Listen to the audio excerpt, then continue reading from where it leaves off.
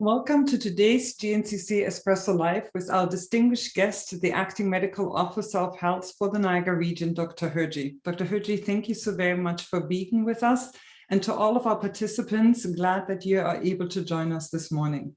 My name is Mishka Balsam, and I will be your moderator for the next hour. While organizations and governments are responding to the ever-changing pandemic impact, business at the same time have questions, and we're privileged to have Dr. Hirji agree to join GNCC's Espresso Live on a monthly basis, especially in these critical times. Earlier this week, the federal government advised Canadians against international and non-essential travel. During the same announcement, we learned that the Public Health Agency of Canada will ramp up the mandatory arrival testing program at airports. On that same day, the provincial government announced that it's rapidly accelerating its booster dose rollout by expanding eligibility to individuals aged 18 and over and starting the program as early as Monday. In addition, it introduced 50% of capacity limits on many venues and facilities with a usual capacity of 1,000 or more. And as part of the enhanced testing strategy, the Ontario government announced making 2 million rapid antigen tests available across the province. The same week, a day prior to it, the province announced new measures at long-term care and retirement homes.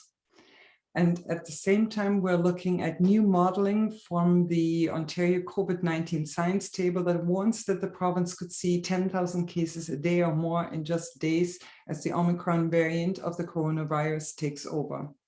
These are just some of the headlines and news that we as a business community and we as individuals have faced over the last 3 or 4 days. With that in mind, I thank each and every one of you for being with us this morning to get actually a better understanding from Dr. Hirji on our current situation, especially here in Niagara, and what to expect and how to prepare for it. Often in advance of our Espresso, you, our audience, provide us with questions. And this week, in light of all the announcements that have taken place this week, your questions have come in at a record high number, and we are committed to getting to all of them. For those of you who are new to the Espresso format, what we normally do is that Dr. Hirji will give us an update for about 30 minutes, and then the last half hour of it, we'll be able to address all of your questions that you have. If you wish to enable live transcript, please refer to the bottom of your Zoom screen for that option. And on that note, I'm going to pass this webinar for the next half hour over to Dr. Hirji, or however long your uptake will take. Thank you for being with us. Hey, thank you so much, Mishka. And I think you've laid out the unfortunate situation that we are in right now, where things are all of a sudden looking, unfortunately, much worse than we hoped they would be. I will try and maybe stay a little shorter today so we have a little bit more time with questions, because it sounds like there's quite a few questions. And, I think I'll start off by just kind of setting the stage of what the Omicron variant is. And I think we first learned that the Omicron variant was in South Africa just actually only 3 weeks ago, so it has not been very long. And this is through the pandemic what South Africa's case curve has looked like. Went through 3 waves not too dissimilar than us. And then early in, December, late November, they started to see their cases go up and identified the Omicron variant at that time. And as you can see, this is what has happened since then, and they are now reaching new heights of cases. And what I think is significant is that, if you look at any other wave, there's sort of a slow buildup of cases and then it slowly accelerates. What you see here is that this is very quick acceleration, where very quickly you're seeing the numbers go up pretty much almost vertically. We take a look at some of our, European neighbors who've also been affected by the Omicron variant. This is Norway, and you can see similarly, they were actually seeing their cases go up for a while, but it has actually started to become a bit steeper. You can almost make out here where the angle has changed and it's become a little bit steeper. Taking a look at Denmark here, you can kind of see the same thing where they actually were seeing their cases go up, and then they've seen this sharp increase. Just want to quickly show you here that where Ontario is relative to Denmark, and Norway was just a little bit under where Denmark is. So we have actually done a lot better here in Ontario than some of the European countries, which hopefully will set us up a little bit better to manage the coming wave. And then I just want to highlight here the Kingston, Frontenac, Lennox, and Addington area of Ontario. This is the area that was first hit with the Omicron variant here in Ontario. And you can kind of see a similar pattern here where, they've had previous waves, but now they're seeing this very sharp increase in cases due to the Omicron variant. And I think, unfortunately, that seems to be the nature of this variant, that it spreads very, very quickly. And so once it takes hold, you start to see these really astronomical increases in cases. Here in Niagara, you've probably noticed that our cases have been going up lately. And, I think you can kind of see that there's the increase and then it's sharpened. And that almost certainly is, we are starting to see the spread of the Omicron variant here as well. And if you take a look at the Ontario case curve, very similar, you're starting to see that sharp uptake for them as well. Now, I don't know if people were paying attention to what Ontario announced only just about 30 minutes ago in terms of their case number. So a couple of days ago, there were about 1,600 or 1,800 cases. Yesterday, they jumped up to 2,400 cases, and then today they're actually at 3,100 cases. So that can give you a sense of how quickly it's rising. What I show you here is actually an average number over the course of 7 days, which smooths out the line and gives you a bit of a cleaner pattern. But that also means this point here is an average of the past 7 days rather than showing exactly what happened today. And so I just want to quickly show you, how steep this line is. So if we take a look at our third wave there, that's how steep that increase was. If I draw that same line here, you can kind of see that the increase now is deviating from that red line and it's going to be steeper. And if I, take out the averaging of cases to just show exactly what the number was every day, you can even get a better sense of how much over the last few days the cases have started to increase here. This is some data put out by the Science Table where they actually break out the Omicron variant cases versus all of the other cases that aren't the Omicron variant, largely Delta variant. And you can kind of see the pattern of Omicron variant, which is, of course, superimposed on what we're seeing with our other cases. And, you can see here that we are up to 80 cases per million with the Omicron variant. And this was a couple of days ago, which is actually already higher than what we are seeing for the Delta variant. And so the Omicron variant has very quickly become the majority of cases in the province. And increasingly, that's going to mean that the pattern we're seeing here is going to dominate over the pattern that we're seeing with the Delta variant. And this is just another way of showing it, where the orange line here is a Delta variant. This is a percentage of our total cases. So you can see as a percent of our cases, the Delta variant is now under 50%. And the blue area representing the Omicron variant is now, displacing it, basically.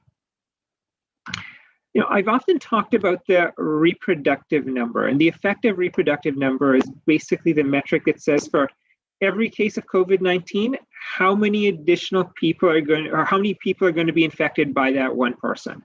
So if that number is 1, that basically means that for every person who's infected, they're going to spread it onto one person, and you will basically see a flat number of cases because it's not going to grow. When it's below 1, that means each person is passing on to fewer people, so you're going to see a decline in cases. If you're above 1, you're going to see an increase in cases because each person is going to spread onto more than one person. It's going to grow over time. And this is sort of what that reproductive numbers looked over time.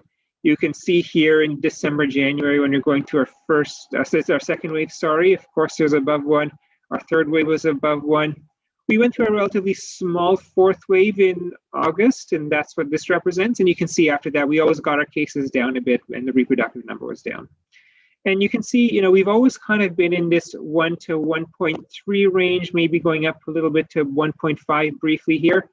But that's kind of been the ballpark in which we have always seen our reproductive number in the province.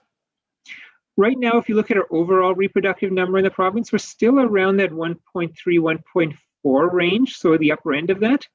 But when you break it out into the Omicron variant versus the Delta variant, the Omicron variant is actually upwards of 4 in terms of its reproductive number. And so on average, we're seeing each person pass infection on to 1.3 people, but each person who's infected with the Omicron variant is passing on to 4 to 4.5 people on average. And so, instead of seeing each generation growing by about 30%, you're seeing each generation growing by about 350% now. And so that is a very marked increase in the spread of the infection.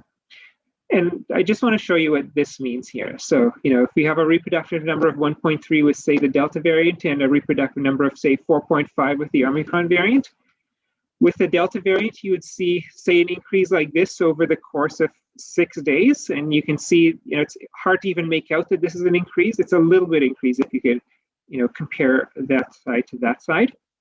But if you look at the Omicron variant, if it has a reproductive number that high, you're going to see an increase. It's going to look like that. And that's why you see that really sharp increase. It's because the Omicron variant is so efficiently spreading to other people. And that's going to allow, that's basically the case trend to really deviate from what we've seen before. And this is what the science table put out yesterday, basically trying to model where things are going. And so this was, where cases have been over the last little while. And there's some uncertainty, of course, of what we're going to see, but this red area, is going to be the range of where our cases will end up. And so today I mentioned that we are on the order of about 3,100. So we're perhaps around there for December 17th. So kind of tracking in the middle of what this red range looks like. And so if we are tracking in the middle, you can imagine that by December 25th, we could be over 5,000 cases.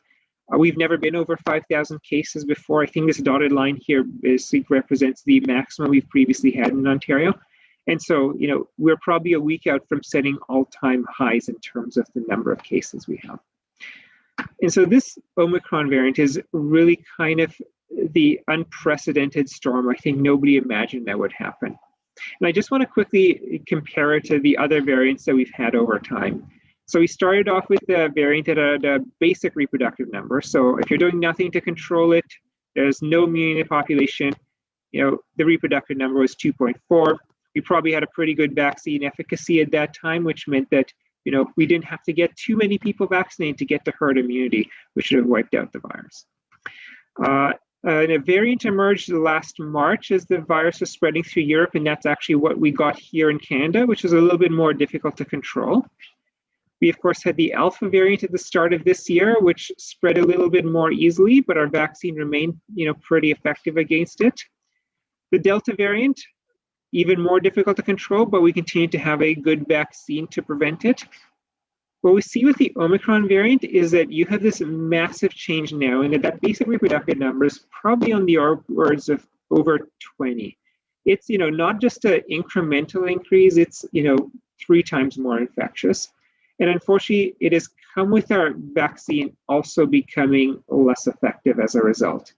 Now, I'll talk a little bit later that actually with the booster dose, this starts to actually get it back up to, the kinds of numbers we saw with the Delta variant. But this is, I think, the other big challenge that we're facing with this variant. And because the vaccine isn't as effective and because it spreads so easily, the herd immunity is really not even theoretically possible, though I think we were already at a stage where practically we were not going to get to herd immunity. Now, I think an important thing to realize is that we're talking here about how high cases are going to go. Ultimately, what matters is going to be how many people are going to be severely ill. I think we've had a strategy in Ontario where we've tried to keep cases down. If you keep cases down, the percentage of people who are going to be severely ill is going to stay down. That's not going to be a large number as a result. And therefore, we're not going to see a lot of people becoming severely ill. And I think we're probably headed into a strategy where that is no longer going to work. We're not going to be able to control the cases given how quickly the Omicron variant spreads. And so it's going to be really important now that we find a way to limit the severe illness that we are going to see going forward. Now, just stepping back, I showed you this graph that the Omicron variant is going to, rapidly rise in terms of its cases. And the Delta variant, of course, is going to not rise as much. So the Omicron variant is going to lead to a much higher growth of cases.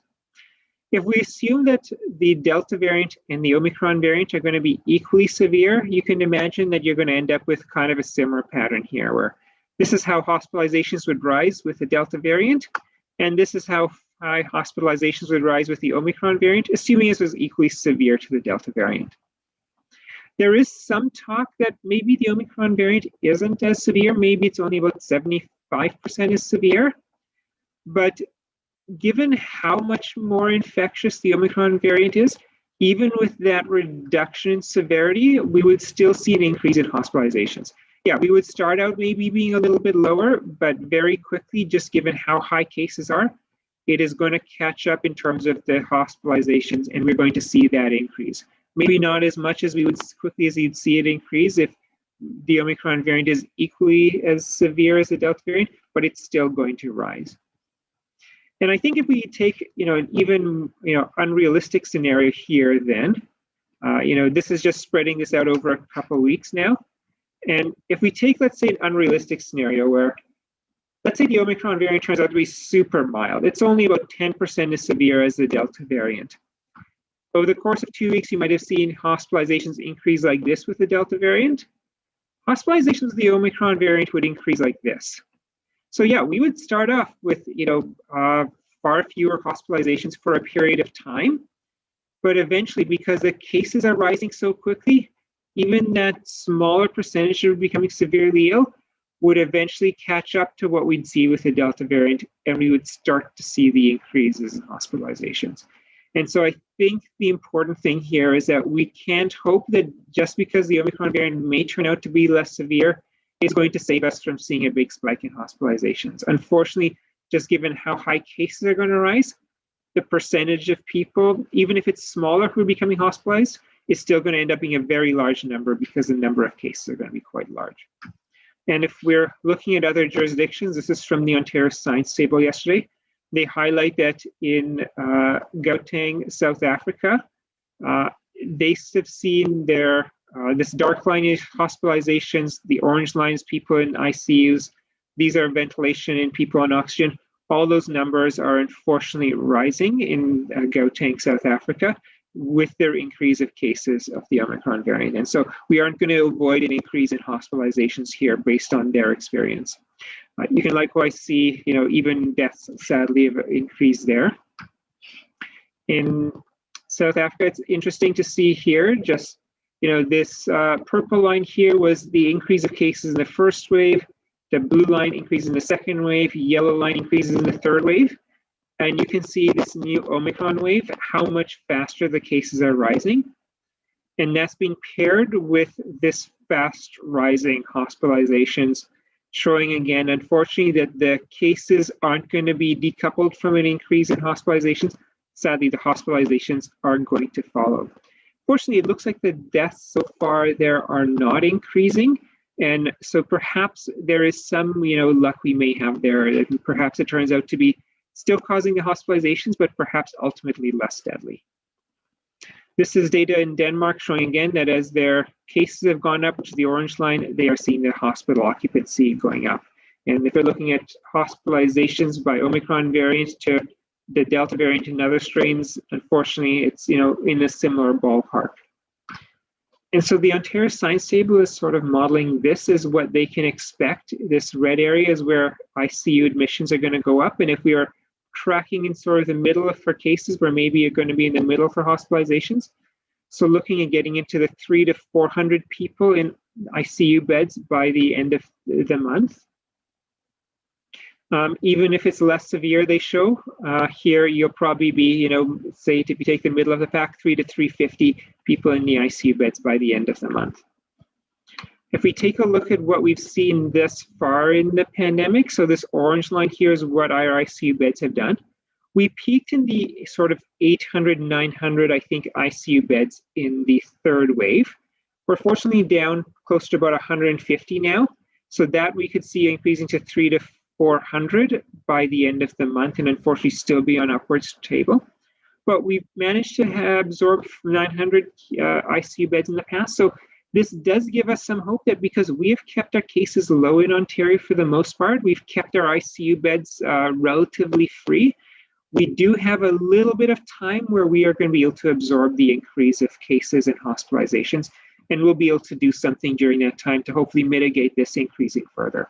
And that's what I really want to talk about, is that there are, I think, several tools that we are going to have available for us to mitigate this spike in hospitalizations and severe illness. And the first one is, of course, going to be the vaccine. So I mentioned that the vaccine looks like with fully vaccinated people, it's less likely to prevent illness. The good news is that with a booster dose, we're seeing that it is actually increasing immunity back up to something like 75%. So a really substantial increase in immunity. And so for people who are older, who are more likely to be severely ill, more likely to be hospitalized, if we can get them booster doses, that is, of course, going to hopefully prevent them from being infected.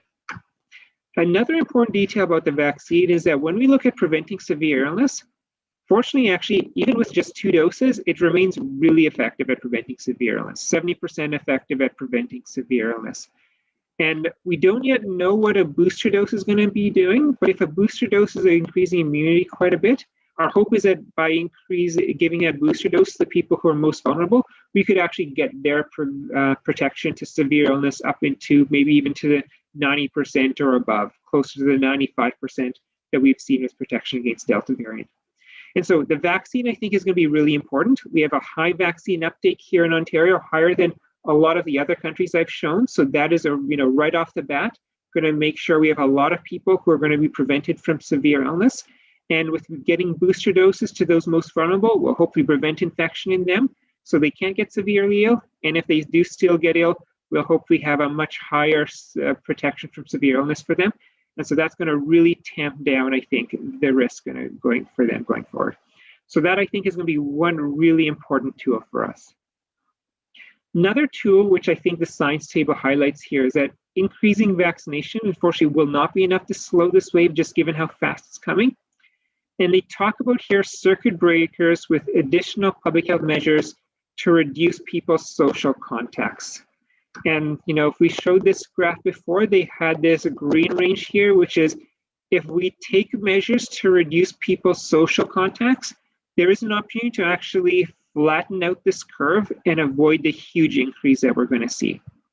Some of that, I think, is going to be personal behaviors. And I think heading into the holiday season, a time when we are normally going to socialize a lot, unfortunately, I think it's going to be a season this year where, again, we need to curtail those gatherings and spending time with others so that we can try and get onto this other trajectory. I think the other thing that, of course, the science table is talking about is the need that we are probably going to have to bring in some capacity limits and restrictions in public spaces to limit the interaction of people out in public, to hopefully curtail those contacts and get us on this kind of flattening out trajectory. And if we flatten out that trajectory, that, of course, means fewer people are getting sick, fewer people are being hospitalized. We're going to have a much longer lead time to actually get vaccine booster doses out to people and be able to then rely once again on the vaccine to support us getting through here. As they highlight here in the science table as one of their conclusion, those circuit breaker measures that cut contacts plus accelerated booster doses for the most vulnerable is going to be really key. We need to, though, act promptly to do this. And the other part here is, of course, in all of the personal behaviors we want to make sure we keep doing. Wearing high-quality masks that fit us well so the air can't escape from them or get into them, around them. We want to make sure we continue to have physical distance, avoid places where there's crowds, increase ventilation, and start using rapid tests more. And I suggest that even with rapid tests now becoming freely available to the public, something that we will be able to do is use those maybe if we do have a holiday gathering to test everybody before they come and make sure that we're not actually seeing someone infected, hopefully coming into those gatherings. And, all of these measures are going to be imperfect, but I think if we do all of them, we are going to be able to slow and actually prevent a huge wave of the Omicron variant, similar to what other countries have seen. Avoiding large gatherings, continue to have physical distance, staying outdoors or keeping our indoor spaces well ventilated, wearing masks indoors, making sure we have that vaccine and the booster dose. This is kind of what's called the Swiss cheese model, where you recognize that there are holes in each one of these. None of these is perfect. But when you add all of them together, that actually means that the holes aren't necessarily going to align. And together, you're actually going to be able to protect yourself. And adding on to these, one other big tool we have is that we're now seeing new medications come out that can treat COVID-19. So the people who do get severely ill, who are unfortunately hospitalized, they're going to have a much higher risk chance of survival thanks to these medications. And even vulnerable people who get sick with COVID-19, we'll be able to treat them with these medications and prevent them from becoming hospitalized. And, thinking about your workplace and how we can apply some of these measures, I just want to emphasize again, making sure you have a vaccination policy in workplace, getting high vaccine rates up. That's, of course, going to keep your staff safe and keep your customers safe. Screening people daily to make sure they don't have symptoms, and adding rapid antigen tests as another step of that screening to identify if you have cases coming into the workplace so you can keep them out of the workplace. That's a great step to keep the workplace safe. Making sure you have sick policy so people who are sick feel supported to stay home, that they're not going to lose their income. And that way they're able to stay isolated, they're able to get tested, and we're able to make sure we don't have infections coming into the workplace. Making sure we enable people to keep physical distance on the job, and especially inside vehicles where, of course, there's not a lot of room, having people ideally traveling alone. Continue to have masks worn inside the workplace. Wearing eye protection where people have to work in close order. That's, of course, going to be really important again. Making sure break rooms, the places where people are going to have a coffee, eat a meal, that's, of course, where you drop your mask, you let your guard down. So trying to minimize use of those rooms, space people out really well in those rooms to reduce the risk, and making sure you maximize the ventilation in your workplace. If you have areas that are poorly ventilated, bring in a HEPA filter so you can remove virus that might be floating in the air. All of these are things that I think we're able to do to make sure our workplace stays safe. And of course, there's a provincial requirement to have a workplace safety plan. So that'll, of course, help you to think through some of these steps. I think that's going to be a really important step for us to be taking as we move forward. Last thing I want to do is just quickly talk about vaccination. I've talked in previously how our young people are our greatest risk of getting COVID-19 right now. And we've fortunately had some good progress with young people. We have over 3/4 of teenagers now fully vaccinated. Another 4% of them have at least one dose. And so we're making progress on getting this to be another group who's going to be protected. And of course, if they are protected, they're less likely to get ill. They're less likely to pass infection onto older people who may be more vulnerable. With our 5 to 11-year-olds, we now have 31% of them have gotten that first dose, and we've got a few more percent booked in to get the dose. Still a lot of 5 to 11-year-olds who have not yet been vaccinated or got their dose. So really would encourage that we try and make sure we get them a dose before the holiday season so we can keep them protected. We've had really great feedback across our, public health clinics, with a lot of parents sharing their really positive stories of how their children have gone through their vaccination, which has been really good to see. Of course, we're now pivoting to try and also deliver booster doses. And I just want to highlight the, pretty large task we have ahead of us with vaccination and booster doses. And so these are the various different age groups and how large those populations are. This is a number of people who are going to currently need booster doses across those age groups. So it's quite a substantial number of people. And I think there's been a lot of news lately of people struggling to get a booster dose appointment. And that's simply just because there's such a large number of people who are rightly seeking out a booster dose. And unfortunately, there are not enough appointments available to do everybody in a short period of time. And I'm hoping what we can do is make sure we let the eldest amongst us, who are most likely to become severely ill, get their booster doses before perhaps some of us who are younger go and get our booster doses, so we can make sure the people who most need that protection get it. Of course, we still want to get more people with their first and second doses, because that vaccine is going to be really important to protect them. And so there's quite a substantial number of doses we still want to be administering in the coming months here in Niagara. Just quickly showing you what the uptake on vaccinations has been. The orange line was first doses, the blue lines are second doses. And just adding here our green lines here for booster doses, you can see we're making good progress getting the people at highest risk with their booster dose. Obviously, still more to do, and over the next few weeks, hopefully, we'll get a lot of these people protected with that booster dose as well. And, you can see, just how much we've been increasing our capacity lately. If you look over the last several months, we've been sort of between 1,000, 2,000 doses a day, actually dropping below 1,000 doses for a bit. And you can see over the last couple of weeks, we've really been ramping up to get more booster doses out to people. And over the last couple of days, actually been just under 4,000. This is actually yesterday's data. I haven't added in today's, the data we released today, but that again was around 4,000 doses. And so we're really hoping we'll be able to get more booster doses out as we ramp up our capacity. And our hope is to actually keep increasing this over the next few days to get to even higher numbers.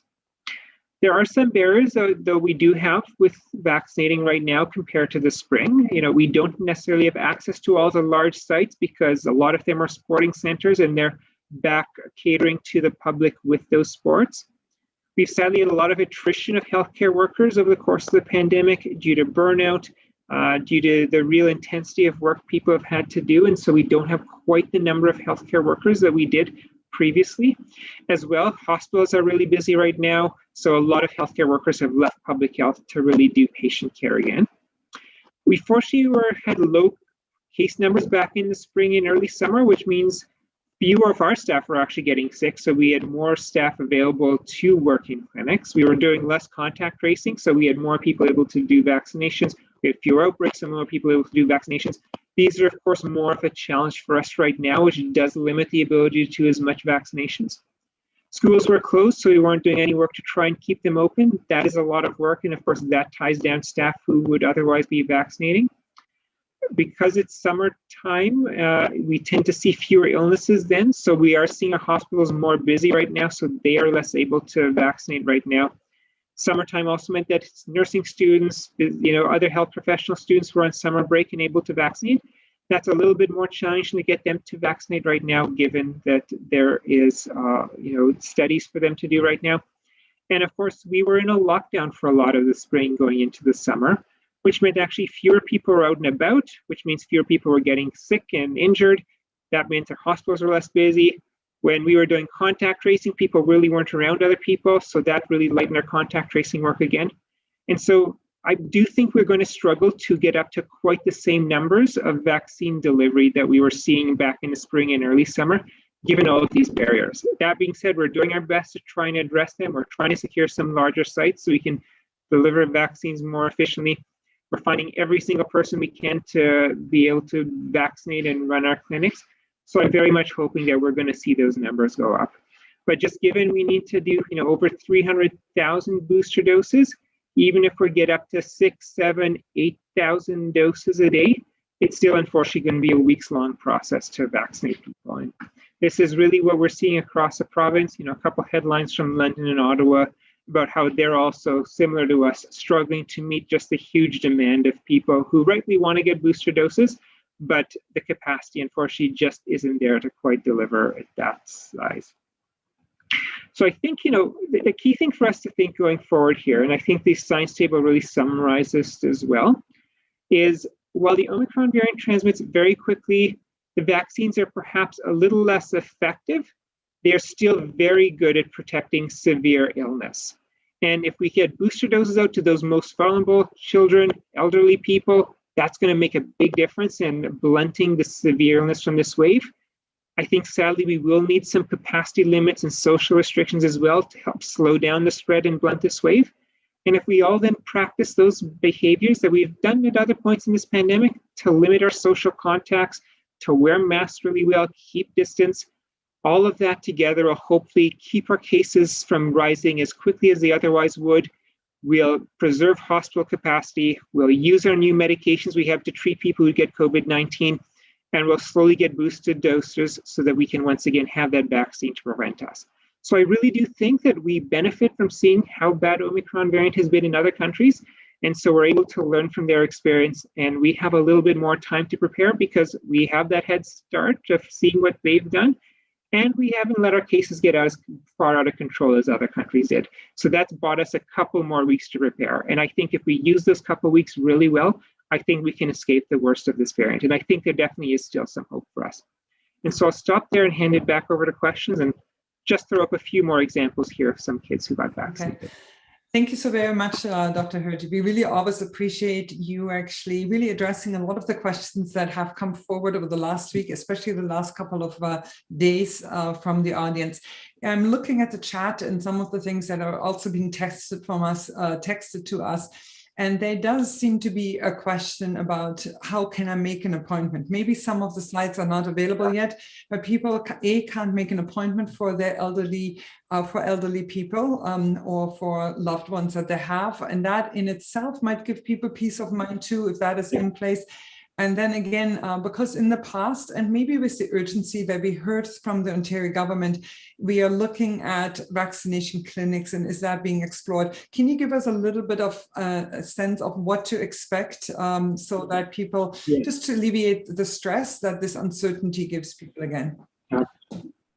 Yeah, absolutely. And we totally understand people are struggling to get appointments. As I noted, we have over 300,000 people who are going to be seeking booster doses, and that unfortunately is a weeks-long process.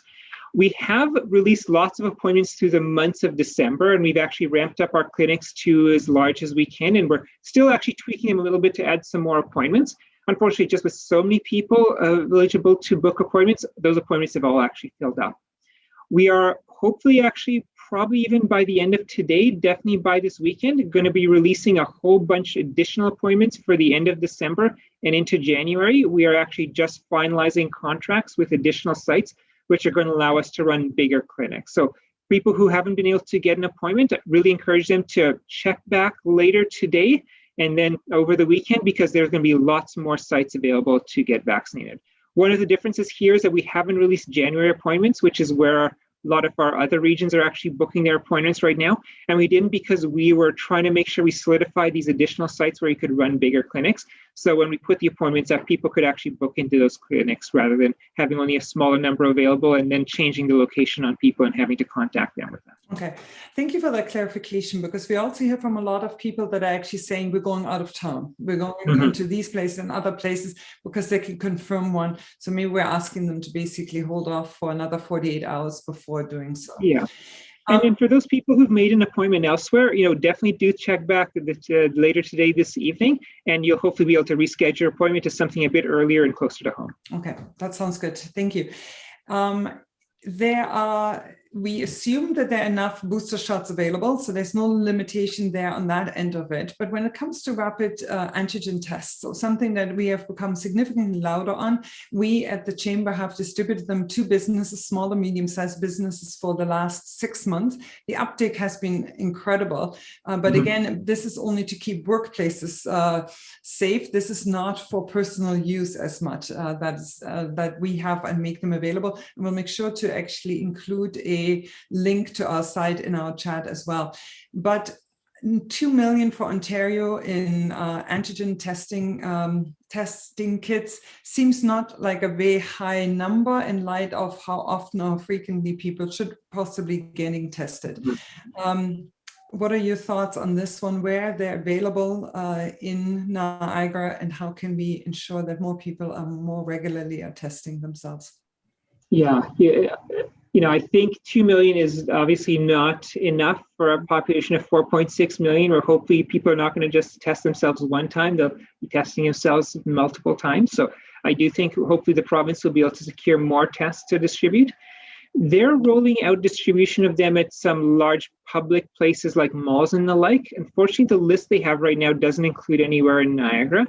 They'll also be distributed select LCBOs. And unfortunately, I haven't seen a list of which LCBOs, but I imagine some will hopefully be Niagara LCBOs. So if you check it with the LCBOs, you may find out which one is going to be distributing and be able to pick up some free kits there. And there's, of course, if you're willing to pay, the option to also buy it from several pharmacies as well. Yeah. We are going to add to the chat. We are aware of that there's 2 LCBOs Great. in Catherine's actually that are making these kits available to individuals. So we are making sure to share them with everyone too.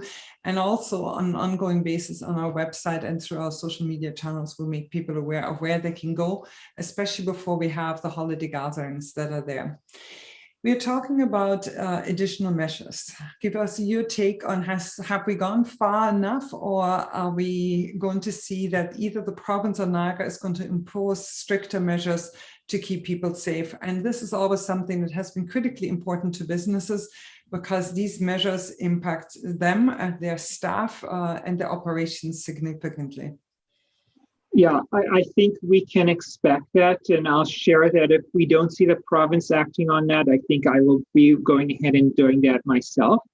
What we're going to talk about is not actually closing businesses. I think we'll be talking about capacity limits on locations. So places where there's lots of people who may come into a location, reducing that on the order of maybe 50%. Also, perhaps some expansion on proof of vaccination requirements. I think those are the kinds of measures that we will see, not going into an all-out lockdown or having places close. Okay. if I can only say that when we do give businesses a bit of time, I think we need to be prepared. It's significant impact on it. And where it sometimes helps us if we move forward as a country on some of those measures or as a province, it is that they are being offset with other things that actually really take into consideration that we're now cutting people's income and earnings in half. And those need to be offset by equal measures on the other hand to support them. So whenever both announcements can be made at the same time, it alleviates a significant amount of stress that is there. But I'm going to go into a couple of specific questions that either have come in through the chat or via email. And one of them is about people that are double vaccinated. Do they still need to run through these rapid tests? Should they get some testing kits at workplaces and others, or can we assume that maybe they are less necessary for them? I think the rapid tests were not so necessary for someone who is fully vaccinated, because being fully vaccinated really reduced your risk of being infected with COVID-19. With the Omicron variant, as I showed, that protection has gone from being about 87% to down to 33%. So I think the argument to use rapid tests, even if you're fully vaccinated, is a lot stronger now. And so, if people want to, be as safe as possible, I certainly would still encourage that.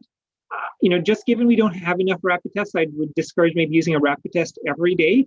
It seems like the optimal is to use it about 2 times a week, and you get over 90% of the benefit if you're using it 2 times a week as compared to, using it every single day. And so I'd say that's probably the right frequency to use it, and use it around the times, where you think the risk is going to be greatest, and you want to make the greatest certainty that someone isn't going to be infected with COVID-19. Perfect. This is a question that has come forward from Ken, and they're asking, would you consider a Christmas Eve worship service of less than 100 people? Is that too much of a risk, or is it something that is safe to attend? It's hard to say just based on that number, because so much depends also on the surrounding context. If you're in, say, a hall that can hold 1,000 people and you have 100 people there and they're all going to be spaced out, of course, that's going to be a lot safer than, say, a hall that normal capacity is 100 and you have 100 people there, which means they're going to be a lot closer together. So what I'd really say is you want to avoid any kinds of crowds, any kind of density of people. You want to really make sure you have physical distance separating you from other people, that you're wearing a mask, and ideally be in a space where there's going to be good ventilation. All right. I wanted to follow up on my comment that there are 2 LCBOs in St. Catharines that have the testing kits. We just had one of our attendees calling those locations, and they're out of them by now. So they had them, but because of the limited number of antigen testing kits that are available, they ran out quite quickly. So I just wanted to let our audience know.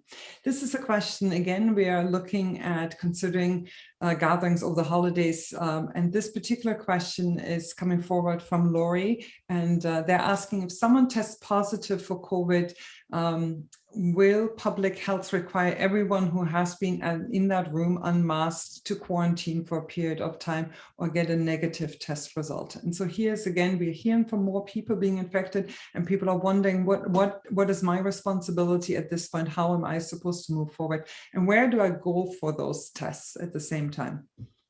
Yeah, so it would depend a little bit on the timing, but assuming a person tested positive within a couple of days of that gathering, yeah, everybody who is at that gathering would need to isolate for a period of time. And we'd recommend about 5 to 7 days out, you would get a test to check if you got infected with COVID-19 and maybe had asymptomatic infection without symptoms. So that will be the recommendation going forward. Testing for now will still be available through the assessment centers run by Niagara Health, but pharmacies are increasingly actually offering testing as well, including some take-home kits where you can actually take home the kit, swab yourself, drop the kit back off at the pharmacy. Perfect. Excellent. This is coming to your point that you made of how difficult it will be to staff vaccine site, mass vaccination sites. And I can imagine that hurdle, because we're hearing from so many other employers having such difficulty actually staffing and therefore not being able to go to full capacity. There is one of our participants today is asking, could regular civilians be recruited to give the vaccine? There's individuals who have some training in it, but is there somewhere where maybe volunteers could help in some capacity to assist you and your team in moving forward? Yeah, we definitely would love to get volunteers who are interested in helping out. I believe the email address is phvolunteers@niagararegion.ca. And if you send an email there, we'll make sure you're added to our list and call upon you to see how you can help. Alternately, if you just go onto the niagararegion.ca website, go to the contact form, you can just submit a message there and it'll get to us. Perfect. You talked about different measures that people can take. So mask requirements are still in place and are being greatly encouraged. We are being asked if there's a high quality mask, if there's a difference between a surgical level of 2 or 3, and if one needs to be considered more than the other. Yeah, so there is a difference between level 2, level 3. For our purposes, doesn't matter. If you're using either of those, it's going to be equivalently good for protecting you from COVID-19. When we talk about high quality masks, I think the most important element of a mask is that you need to have it fit well around your face. So, a lot of people have these masks that are kind of falling down. They won't stay up. That's not a good quality mask. If you have gaps in your mask or big spaces, that means that if you're infected with COVID-19, you're going to breathe it out. It's going to escape into the air so other people get infected. If you are around other people, that air can get in and you're going to breathe it in and you're going to breathe in the virus. So the key thing is to have a well-fitting mask. Ideally, a mask that is multiple layers. If you buy a medical mask, that's great because that's already going to pretty much make sure you have it. Just make sure you kind of mold it around your nose to make sure you get a good seal there. And then if you want to go for the ultimate mask, you can get an N95 or KN95 mask. That's going to make sure you have a good seal. It's going to have a good filter, a little bit more expensive, but absolutely encourage people if they want to get the best protection, that's what will give you the best protection. Perfect. We have a question specifically related to hockey organizations and arenas. And the question is, can the 50-minute admission be reevaluated for hockey arenas? As OMHA has made vaccinations mandatory for all players and volunteers, and 15 minutes is a safety and health issue with waiting in line to get in. Some of them are also concerned that these kids have all of the equipment with them.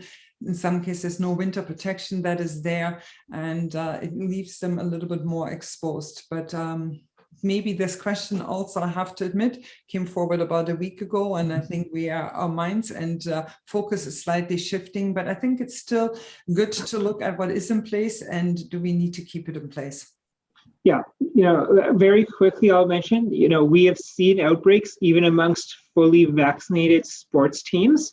And with the Omicron variant, sadly, that's increasing a lot. I heard from our colleagues in Waterloo that just, over this past weekend, they had 15 new outbreaks amongst sports teams occurring. So it's definitely a high risk area, even sadly, with full vaccination. And so we do think we need to be cautious there. In terms of the 15-minute rule, definitely we're open to reevaluating it. We want to see how it works in practice. There is some flexibility around that. The intention is not that people get thrown out of the building into the cold, when 15 minutes are up. We do expect to, be somewhat reasonable here. The key thing we're going for is that we don't want people loitering around before or after their game. If you're, spacing people out, giving them terms to use a change room, of course, you can have a little bit of a waiting lag there. Want to try and work with people to make this work. And so that's our first hope. And if we see it's not working, of course, we'll reevaluate it. And we certainly welcome any feedback. Okay. There, you had mentioned in your presentation an additional medication that has come forward, and I think it's from Pfizer in form of pills that are available. Are those ones that are available to the population underneath prescriptions, I assume, are needed, or are they only being administered in hospitals and settings where they're being used? People are asking about it because I think a lot of people have questions about the booster shot, if that's an option or if there may be other options available to them. Yeah, so those pills aren't quite yet licensed by Health Canada, so they're not really very available. My hope is that they're going to be very quickly approved on kind of a fast track, given that we have a lot of need for them. I know in the UK, for example, they're already approved and starting to be used. Once they're out, I think they will be prescription-based likely. So, a primary care provider could prescribe them, hospitals could prescribe them. That's probably going to be the avenue we get them. Yeah, excellent. And I think it's good for people to know of what actually it might look like moving forward. We have talked over the last couple of months about all the different variants and the impact that they've had. We talked Alpha, we talked Delta, we talked this one today that we have. And when you're looking at the next 3 months, that you're looking at the next 6 months or looking into 2022, now the third year of the pandemic that we're finding ourselves in, are we expecting more variants to come forward? Is this an ongoing forward-moving situation that we're dealing with? And I think it's, again, a question that people have in light of the vaccinations, is to saying, like, are we having the right vaccine? Then we hear some pharmaceutical companies talking about having adjusted some of their, or planning to adjust some of their vaccines. What are people needing to look for? Yeah, it's a little bit looking into the crystal ball here. I would say our track record of the past year has shown that variants will emerge. So I think that's definitely a risk going forward. Key thing is variants seem to emerge, and because when you have an area where COVID-19 isn't controlled. If it's not controlled, every time it spreads in someone, it's multiplying, you're going to get mutations, and sometimes you end up with a mutation that gives the virus a survival advantage, and that becomes a variant that starts to spread. And so if you minimize the number of cases, minimize the amount of spread that's occurring, you minimize the chance of those mutations and the chance that you're going to have one of those variants emerge. I think for the next little while, we're unfortunately going to need to really focus inwards again to make sure that we keep ourselves safe, because again, we're facing real threat here. But I think we then need to make sure we pivot and make sure we get the rest of the world protected from COVID-19 with vaccines, with help dealing with their spread. Because once we actually get COVID controlled across the world, I think our chance of seeing these variants is going to start to go down a lot. As long as we have this, division in the world where some parts of the world have lots of vaccine, have got it under control, and other parts are still seeing it spread uncontrollably, we're going to unfortunately keep seeing variants emerge. And we need to make sure we address that, because I think our safety isn't just what happens in our borders, it's really what happens globally. Yeah. That sounds good. We heard over the last 2 days, I think today Brock University, yesterday Naga College announced that they're making some adjustments to their in-class participation, looking at the new term that is starting out. We heard the same this week that Eden had closed down earlier than the school year to see some movement again. Are we seeing more or anticipating more of that throughout January? I think we're probably going to have to rethink a little bit about how we operate, definitely, as we get into January, because we are expecting to see much higher case numbers than I think we have been used to. And there's going to be a lot more risk of COVID-19 going around. I talked about, capacity limits. It's probably going to be one of the things that we're going to need to help slow down the virus.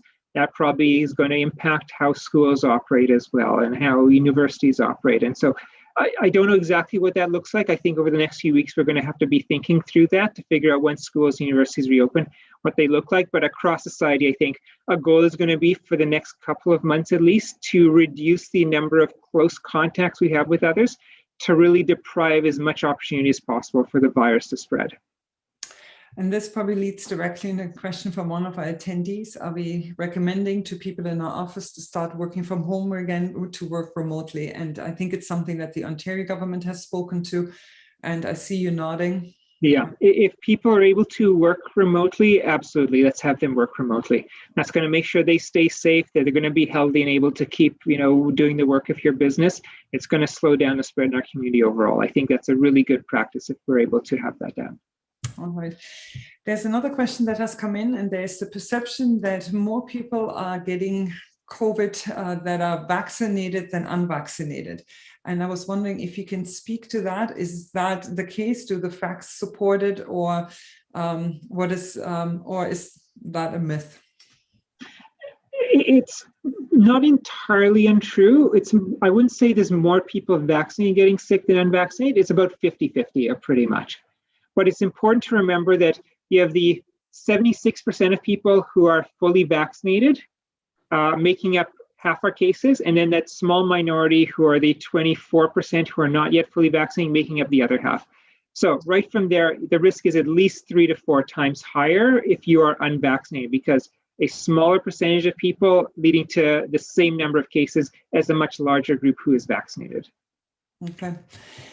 A couple of questions have come back to us, and you had indicated that maybe you are going to plan to put some measures in place, and there are a few attendees are asking if you can expand on it, to saying which sectors are you looking at, knowing that you haven't confirmed it yet.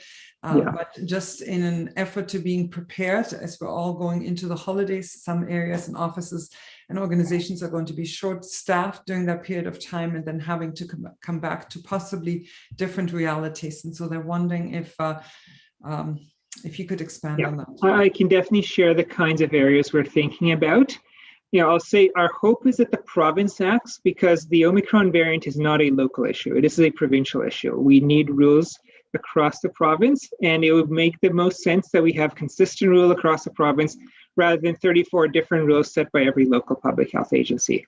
And then to the extent if the province doesn't act and we act alone, we are consulting with our neighboring health units to hopefully at least have some regional coordination to get consistency. Kinds of places we're looking at are the places where you're going to see people really congregating together. So meeting event spaces, unfortunately, restaurants, bars, food, drink establishments, sports, recreational facilities, concert venues, theaters, cinemas, attractions like movies, museums, galleries, that kind of thing, casinos, bingo halls, gaming.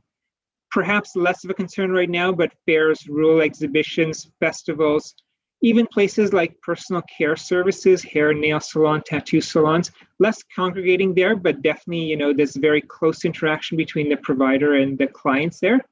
Goal again is not to close any of these places, but it will be probably to reduce the capacity down to 50%, so we can have more physical distance between people and we can reduce the amount of spread of infection that occurs.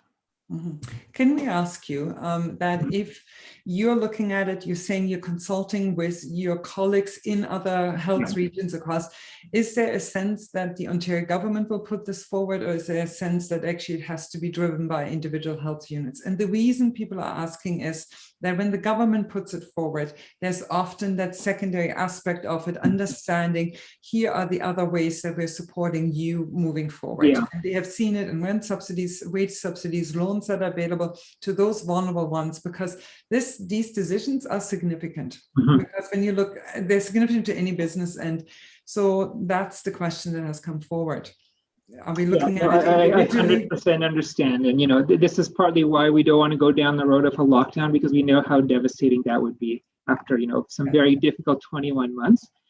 Our real hope is that the province will act, and we are messaging to the province that we are going to act locally if they don't, to hopefully give them some pressure to hopefully act, so it's done in a coordinated way by the province and that we get those additional supports that you've talked about.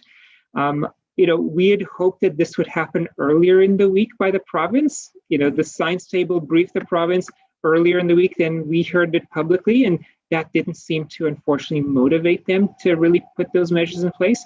So we're not really sure what's going to happen going forward. And so hence why we are talking locally that we feel we might need to act. Certainly hope it is a province that acts and does give you all those additional supports that I think are very much warranted. Yeah, thank you very much. And it does make a significant difference to business. It's already difficult to deal with, but it needs to be a balanced approach of it. I'm conscious of the time, but I'm also conscious that at the same time, we are a border community. We are looking at the travel restrictions that are there. Do you want to speak to that point as well, in elements that maybe we need to do, we can do to ensure the health and safety of our community? Yeah, what I'd say is that we look at the US, they have done a much worse job controlling COVID-19. Cases are far higher there. And I think they don't have a good handle even of what is spreading there. And they probably have a lot of the Omicron variant spreading there. We, travel around the world. I showed you countries, Norway, Denmark, South Africa, much higher rates of the Omicron variant than us, the UK similar. I really think that we are going to be probably better placed in most countries going into this wave. And if we travel elsewhere, we are putting ourselves at risk of the Omicron variant. So any non-essential travel I would really recommend people don't partake in. Crossing the border to do shopping, that's not the kind of thing that I think makes a lot of sense right now, just given all of the risk. I understand some people do have to work across the border. Some people work in really critical industries across the border. Of course, we're not telling people to forego their income, but make sure when you do cross the border, you take every precaution. Wear your mask, unlike perhaps what maybe other people around there are doing. Keep your physical distance, and make sure you really just go to work and come straight home. Don't go shopping, do some of those other things that are going to be higher risk. Perfect. Well, This is the last Espresso for this year that we're going to have with you. We just wanted to express our sincerest thank you actually for your time and then otherwise probably wild and crazy days that you're having at this time. And we hope to continue them in light of the rapid changes that we're all going through into the new year as well. So we really do appreciate it. I encourage everyone, if you are looking for updates that are there, we will share through our chat the NIGA Public Health website that has the latest updates that are there. Our GNCC website as well is trying to link you to any access to any services that you need, as well as we will make sure that through all of our social media channels that we are trying to keep the public updated on what it looks like in the upcoming days as we're moving forward. So Dr. Hirji, thank you from all of us, my colleagues, our board, our members in the community, our business community, for the time that you have given us. It is deeply appreciated. And to each and every one of you who has joined us today, we wish you a joyous holiday season and especially a very safe one. Thank you.